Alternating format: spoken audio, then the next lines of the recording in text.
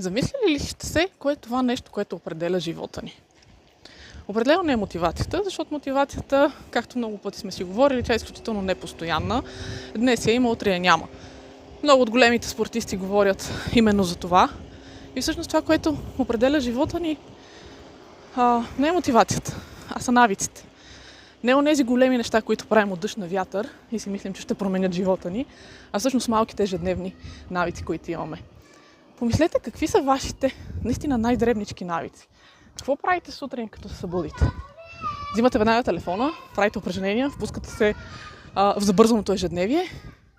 Ето тези малки неща, малките навици. Както се казва, с малки стъпки към големи промени. С натрупване и стават чудеса. На 28 юни следващата неделя все още има свободни места, няколко места за семинара за деца спортисти в София. А пък на 26 юли ще бъда във Варна, в Дъбрик. Билетите до 6 юли са намалени на 30 евро.